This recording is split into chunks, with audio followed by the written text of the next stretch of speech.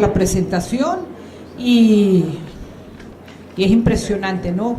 Larga trayectoria. No sabía. No por la edad, sino por la experiencia. Gracias, de verdad estoy muy complacida, gracias siempre por haber confiado en mí y mi éxito y mi trabajo se los debo a ustedes y a su confianza y referencia. Yo les voy a hablar un poco de manejo médico de hepatocarcinoma. El hepatocarcinoma es una enfermedad que ocurre en el hígado cirrótico. La cirrosis es un factor de riesgo para cáncer de hígado. La cirrosis está dentro de las 10 primeras causas de muerte y el cáncer de hígado está dentro de una de las 3 primeras causas de muerte por cáncer. Son enfermedades comunes. ¿Por qué la cirrosis es una condición premaligna y por qué cada paciente con cirrosis debe ser pesquisado para cáncer de hígado? Bueno, primero para conseguir las lesiones más pequeñas, mientras más pequeñas son menos malignas. ¿Y por qué ocurre el cáncer en el hígado cirrótico? Como ustedes saben, el hígado cirrótico va a través de un proceso de regeneración continua y en algún momento empieza a ocurrir una proliferación celular anormal que escapa de los mecanismos de apoptosis y empiezan esas células a multiplicarse y estas células necesitan más oxígeno y empieza la neoangiogénesis. Es esta característica de neoangiogénesis la que permite el diagnóstico precoz por imágenes, porque esa arterialización de esos nódulos, donde hay destrucción de los trayectos portales, es lo que permite hacer con certeza el diagnóstico de cáncer, de hígado, donde existe una captación rápida de contraste en fase arterial y un lavado rápido en fase venosa, y esto solo se ve en el hepatocarcinoma, lo que permite hacer el diagnóstico sin necesidad de una biopsia. Como les dije, el objetivo de nuestra pesquisa en cáncer es buscar los cánceres más pequeños. Como pueden ver en este estudio presentado por el doctor Llobet, pues, a quien debemos una gran parte de la literatura en el tema, vemos que mientras más pequeñas las lesiones, menos invasión micro y macrovascular. Una lesión menor de 2 centímetros es lo que llamamos una lesión muy precoz. Entre 2 y 5 centímetros es una lesión precoz. Y cualquier cosa, una lesión única menor de 5 centímetros es una lesión donde potencialmente se le puede ofrecer al paciente tratamientos curativos. Ya lesiones de más de 5 centímetros son lesiones con gran invasión macro y microvascular. Esta es una de las mejores clasificaciones que incluye la clasificación del paciente por estadios y además tiene la terapéutica que hay que darle al paciente de acuerdo al estadio de la enfermedad. Es el sistema de estadiaje y tratamiento del grupo del Hospital Clínic de Barcelona. Aquí pues se toman en cuenta tanto el estatus funcional del paciente. Debemos recordar que el hepatocarcinoma ocurre en un hígado cirrótico, entonces son 2 enfermedades que hay que tratar y las decisiones terapéuticas pues hay que individualizarlas porque dependen de la cirrosis, del deterioro de la función hepática o de que también esté la función hepática del paciente, del tumor, del tamaño del tumor, de la localización del tumor y del estado general del paciente y las comorbilidades. Entonces, la idea de la pesquisa, y hoy cada vez más puedo decir con bastante orgullo, nuestros radiólogos consiguen lesiones más pequeñas y los médicos pues cada vez mandan más pacientes cirróticos para pesquisar y encontramos pequeñas lesiones que son susceptibles a tratamientos curativos. Entonces, una lesión pequeña de menos de 2 centímetros, ¿cuál va a ser el abordaje? Me voy a ocupar de las lesiones más pequeñas. Antes de esto, los pacientes con criterio de trasplante son pacientes con lesiones menores de 5 centímetros únicas o 3 lesiones menores de 3 centímetros sin evidencia de enfermedad extrahepática o invasión vascular. Vamos ahora al manejo del estadio precoz del hepatocarcinoma. Estadio precoz son lesiones pequeñas, una lesión menos de 5, 3 lesiones menos de 3 o lesiones muy pequeñas que son lesiones de menos de 2 centímetros. ¿Cómo vamos a tratar las lesiones menores de 2 centímetros? Debemos tener en cuenta que si nuestro paciente es un candidato potencial a trasplante, es un paciente que potencialmente puede ir a una resección, porque ustedes saben que los pacientes que van a resección pueden tener complicaciones o pueden tener insuficiencia hepática. Mientras más segmentos se resequen, más es la probabilidad de insuficiencia hepática. El paciente debe ser muy bien seleccionado, debe ser aquí no medimos presión portal, pero podemos entender que si el paciente no tiene hipertensión portal clínicamente evidente, es decir, si no tiene varices, si no tiene ascitis, si la bilirrubina está menos de 1, la albúmina de 3.5 y el PT está bien, no tiene hipertensión portal y es un paciente que puede ir a resección hepática. No todas las lesiones de 2 centímetros son susceptibles de resección. Digamos, es a lo que se refiere personalizar el tratamiento. A veces el paciente puede tener una lesión de 2 centímetros en una ubicación bastante difícil que requiera pues una hepatectomía más compleja que una lesión superficial o exofítica que pueda ser susceptible de otro tipo de tratamiento. Entonces, pues podemos ofrecer a los pacientes resección, pues si estos son potenciales candidatos a trasplante.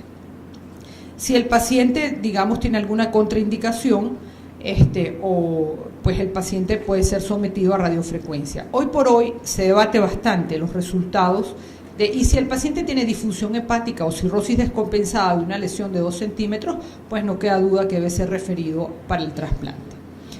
Como les dije, hoy se debate los resultados entre radiofrecuencia. Radiofrecuencia es una onda eléctrica que se traduce en una energía térmica que quema, que produce una quemadura importante, una destrucción térmica del tumor y que se utiliza en tumores para que sea efectivo menores de 4 centímetros.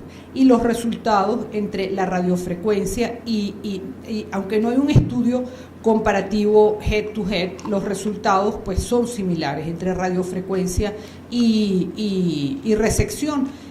Y los estudios pues sugieren quizás que están un poco más a favor de la resección hepática que la radiofrecuencia, pero los resultados son exactamente igual de buenos. Entonces debemos individualizar el paciente a la hora de tomar una decisión. A esto me refería cuando comparamos radiofrecuencia versus resección hepática en el manejo del hepatocarcinoma. En el hepatocarcinoma precoz, el trasplante, como les dije antes, nunca debe ser considerado como tratamiento de primera línea, porque si es muy precoz, los resultados a largo plazo, digamos, no son tan buenos. Se beneficia al paciente con lesiones más avanzadas y más deterioro de la función hepática, porque este paciente con una lesión precoz potencialmente puede ser curado con una resección. Entonces, ¿para qué ofrecerle un trasplante? El trasplante está indicado si ese paciente después de la resección o la radiofrecuencia tiene recurrencia de su enfermedad. Entonces todo esto nos lleva a reformular esa pequeña parte de la clasificación de Barcelona y considerar el paciente con lesiones pequeñas y ver si este paciente tiene o no hipertensión portal, lo que va a definir la extensión de la hepatectomía. El MEL del paciente, la función hepática, el MEL toma en cuenta la creatinina, el PT, y si es un MEL más de 9, este paciente debe ser sometido a un tratamiento percutáneo o eventualmente a radiofrecuencia por vía laparoscópica. Y si es un MEL menor de 9, el paciente se le puede ofrecer resección hepática. Y si es una lesión superficial, el paciente puede ir a una resección laparoscópica. El tratamiento, las decisiones terapéuticas deben tomarse en equipo entre cirujano, radiólogo intervencionista, y la parte del hepatólogo es básicamente decidir si ese paciente tiene una buena función sintética hepática para soportar la hepatectomía o eventualmente algún tratamiento locorregional. Muchas veces no todas las lesiones pequeñas son susceptibles a radiofrecuencia o a resección, entonces a veces en lesiones pequeñas se le puede ofrecer al paciente quimioembolización. Aquí tenemos un ejemplo. 2 lesiones miden exactamente lo mismo y una de ellas está en una ubicación bastante complicada y esto ya requiere una resección ya por vía por laparotomía, ya es una resección mayor, más compleja, y esto es una resección mucho más simple que se puede hacer por vía laparoscópica y ambas lesiones son hepatocarcinomas en estadios precoces.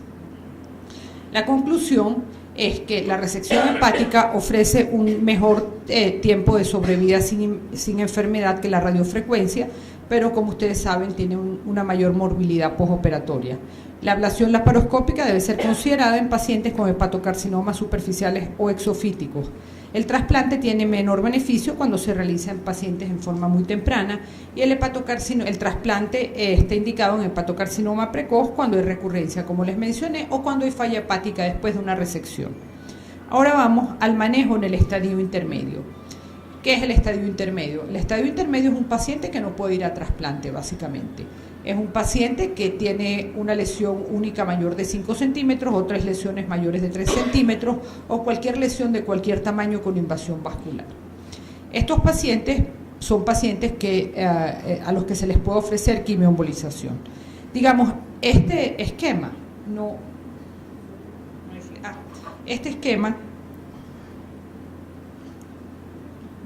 es un esquema estático, porque un paciente, de acuerdo a la ubicación anatómica, pudiera estar en un estadio intermedio, pero puede tener lesiones pequeñas que pueden ir a radiofrecuencia, o puede tener una lesión mucho más pequeña, que les hablé que era candidato a radiofrecuencia, y la ubicación lo hace que sea candidato a quimio. Por eso la discusión debe darse con un equipo multidisciplinario.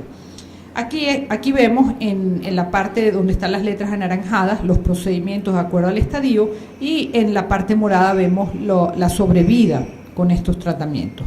Entonces, en el estadio intermedio le podemos ofrecer al paciente quimioembolización si las lesiones no son susceptibles de radiofrecuencia ni resección. ¿Y en qué consiste la embolización?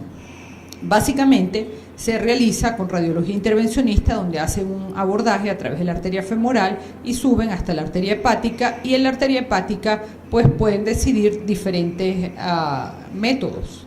Pueden hacer embolización blanda, lo que se llama bland embolization. Lo que hacen es inyectar partículas, pueden ser de gel foam, PVA o emboesferas, que no están impregnadas de quimioterapia, y estas emboesferas se atascan en los capilares intratumorales y producen isquemia. La quimioembolización convencional, el mecanismo de acción es igualmente se inyecta. Nosotros hacemos embolización supraselectiva, es decir, el radiólogo intervencionista ubica la arteria que nutre el tumor, no hacemos embolizaciones lobares, ¿ok? Y así disminuimos la cantidad de complicaciones. El mecanismo de acción de la embolización convencional es administrar lipiodol. Al lipiodol se le coloca adriamicina, y el lipiodol es el vehículo que lleva la adriamicina hasta el tumor, y posteriormente se tapa el flujo de la arteria con emboesferas, PVA o cualquier otra partícula.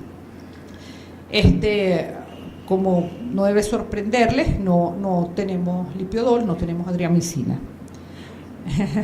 Después tenemos los drogelutin-bit, que son microesferas impregnadas de quimioterapia que viajan hasta los capilares más distales del tumor, y estas emboesferas, que también tenemos las emboesferas, pero muchas veces no las podemos impregnar de la quimioterapia adecuada, pero estas emboesferas viajan, se apagó esto, estas emboesferas, pero me lo sé de memoria, estas emboesferas viajan hasta los capilares más distales y producen isquemia nuevamente, y se cree que tienen un efecto citotóxico. La citotoxicidad de la quimioterapia en hepatocarcinoma ha traído controversias y dudas.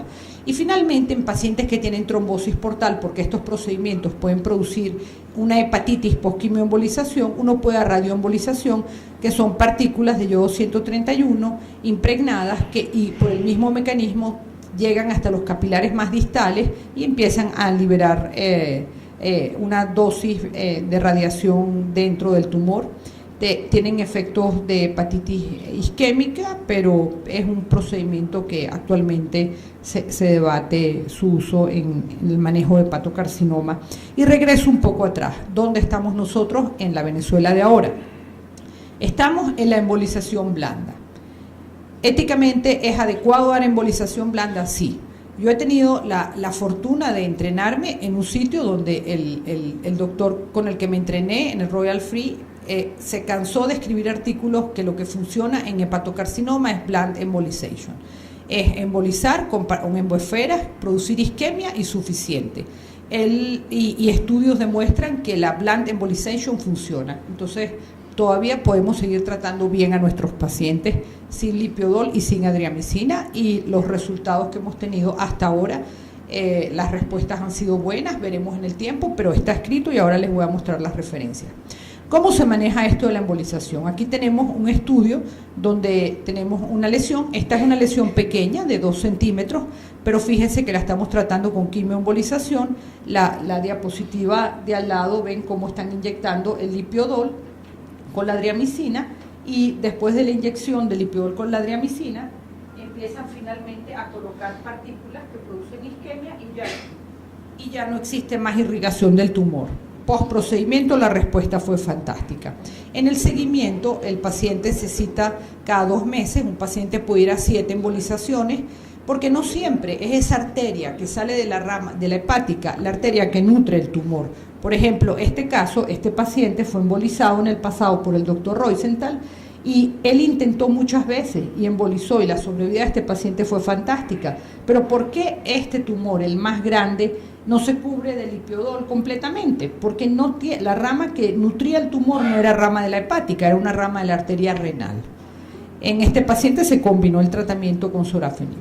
Los metaanálisis, estos estudios eran heterogéneos, la dosis de lipiodol, la driamicina no estaba estandarizada, pero el metaanálisis favorece el uso de la quimioembolización para mejorar la sobrevida en pacientes en estadio intermedio. Después llegaron los drug-eluting beads y nuevamente una técnica más estandarizada, las cosas no cambian y esto nuevamente favorece la sobrevida. La quimioembolización favorece la sobrevida en pacientes en estadio intermedio. Este es un artículo que ustedes después les puedo dar la referencia, en donde pues ellos apoyan el uso de lo que llaman bland embolization, en donde solo se inyectan emboesferas sin quimioterapia que van directo a los capilares del tumor y producen hipoxia. ¿Cómo vamos a seleccionar nuestro paciente? A veces nos mandan pacientes que pues vienen desesperados porque piensan que es su última esperanza la embolización y los devolvemos, porque el paciente que debe ser enviado a quimioembolización es un paciente Child A, porque la embolización produce una hepatitis post-quimioembolización, y si el paciente no tiene una buena reserva hepática y no está bien seleccionado, puede hacer una falla hepática, porque son 2 enfermedades. Aquí es donde entra mi parte en el trabajo, y el radiólogo emboliza, y yo reviso cómo está la función hepática. Los tumores extensos también que afectan ambos lóbulos, los tumores muy grandes no tiene sentido embolizar porque siempre va a haber actividad vascular y para estos casos pues existe el otro tipo de terapia. Durante la quimioembolización o la embolización el paciente puede tener una fístula, si es muy grande el radiólogo se retira, pero si es muy pequeña la puede tratar, y obviamente pacientes con alteración de función renal no deben ser enviados porque son pacientes que van a recibir contraste para el procedimiento. Existen contraindicaciones relativas, la trombosis portal es una contraindicación relativa, depende, mientras no sea una trombosis de la porta principal, si es una de las ramas de la porta no hay problema. Tumores muy grandes tampoco es muy sensato embolizarlos. A veces lo hacemos cuando el paciente tiene un tumor en un sustrato no cirrótico. Y existen criterios de selección, aquí hay muchos puntajes, pero lo más importante de todo esto, y lo que al final nosotros vemos en vez de sumar todo esto, es que la albúmina esté en 3.5, el PT esté normal y la bilirrubina esté en 1, y que el paciente pues no tenga citis. ¿Cómo le vamos a decir al paciente que ha mejorado? ¿Qué le dice uno al paciente? Inicialmente cuando salió el sorafenib y solo se medía, y cuando se empezaron a salir los medicamentos, se medía el diámetro total de la lesión, pues parecía que estos medicamentos no servían para nada. Pero ¿qué es lo que medimos? Inyectamos contraste y ¿qué buscamos? Buscamos actividad tumoral. Actividad tumoral es captación de contraste. Entonces este paciente de la primera foto, pues parecería que la embolización no le hizo nada, pero este paciente de la primera foto parece que la embolización no le hizo nada porque el tumor sigue del mismo tamaño. Pues nosotros no medimos todo el tumor, lo único que tiene actividad tumoral es todo lo que captó contraste, o sea que definitivamente hubo una reducción, una respuesta parcial del 50% del tamaño del tumor. Este paciente ha tenido una buena respuesta y nosotros a veces vemos pues como no hay ninguna clase de respuesta. Pero esto no significa que el paciente no deba seguir en su control cada 2 meses, porque nuevamente puede haber otra rama que pueda producir neovascularización o puede haber otro tumor también que pueda aparecer en este hígado cirrótico. Entonces, ya les mencioné cómo elegimos el primer paciente para la primera quimioembolización y también les menciono que los pacientes pueden ir a 2, 3, tenemos pacientes que han ido a 7 embolizaciones. ¿Cómo seleccionamos ese paciente o cómo usted nos vuelve a mandar ese paciente que necesita una segunda embolización? Primero hay que revisar que no tenga enfermedad extrahepática. El hepatocarcinoma hace metástasis a pulmón y hueso, y que el child del paciente siga siendo A o un A más, ¿ok? Pero no un B con ascitis ni encefalopatía. El paciente fue a su primera embolización, le pedimos una tomografía y esto le vamos dando un puntaje si tiene o no tiene respuesta radiológica, si las transaminasas se han aumentado o si el child ha aumentado. Si ha habido un aumento de las transaminasas que persiste después de los 2 meses y el child ha aumentado, este paciente no es candidato a una nueva reembolización y hay que considerar otras terapias. Se está terminando el tiempo. Ay, ya, esto no sigue, ya, se terminó. ¿Ya? Sí, pero no se te apaga, sigue. Tiene 2 minutos más. ¿Dónde va? No, sigue. Hablando, pero no pasa nada. Tienen que liberarse, porque se bloquea, doctor.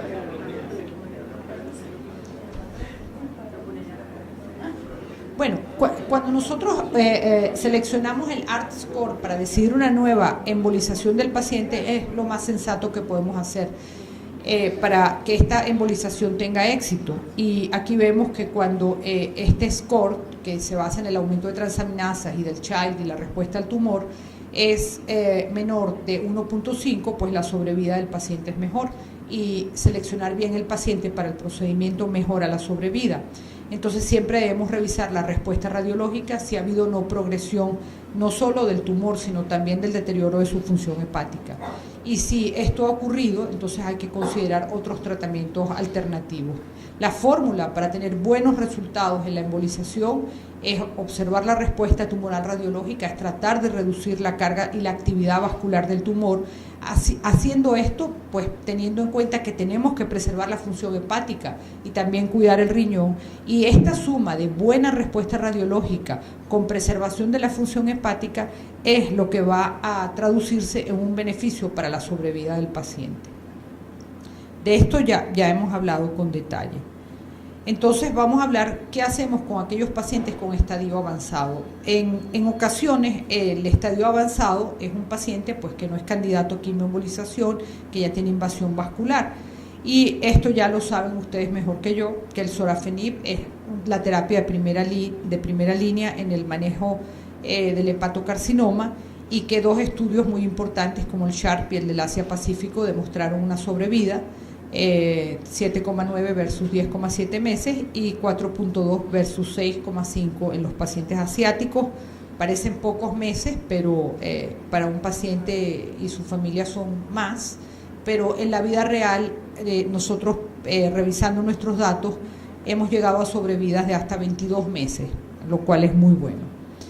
Se hizo el estudio Gideon, porque todos estos estudios se hicieron en pacientes Child A. En este estudio participamos, nuestro centro participó, y aquí el N fue de más de 3.300 pacientes, 5 regiones, 39 países mandaron sus datos, y el objetivo era evaluar el uso del sorafenib en pacientes Child B. Incluso teníamos pacientes Child C, y proveer una base robusta de datos que permita responder a preguntas clínicamente relevantes. ¿Qué aprendimos de este estudio Gideon de pacientes en vida real? Fue un estudio no intervencional. Primero, que la quimioembolización fue indicada en pacientes con enfermedad multinodular en estadio intermedio y era la forma de terapia utilizada en todas las regiones. Que la diarrea, la fatiga, síndrome de mano-pies eran los efectos adversos relacionados con la droga más comúnmente reportados. Y lo más importante, que el perfil de seguridad en Child A y en Child B era similar, que Child B no tenía más efectos adversos reportados y que casi todos los médicos iniciaron el tratamiento con la dosis indicada de 800 miligramos.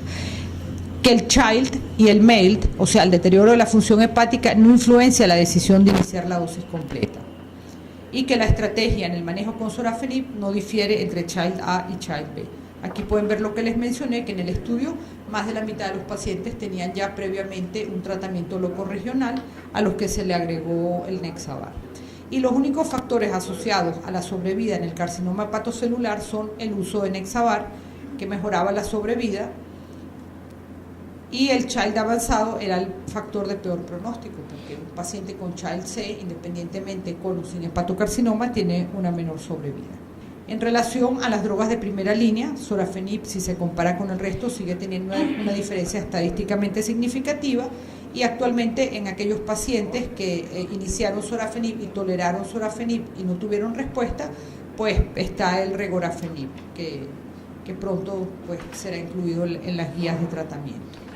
El manejo del hepatocarcinoma, está de más decir que debe ser un manejo multidisciplinario. El hepatólogo no es el único que tiene la razón, ni el radiólogo intervencionista, ni el cirujano. Tenemos que ponernos de acuerdo los tres para ofrecerle siempre lo mejor al paciente. Bueno, muchas gracias a todos.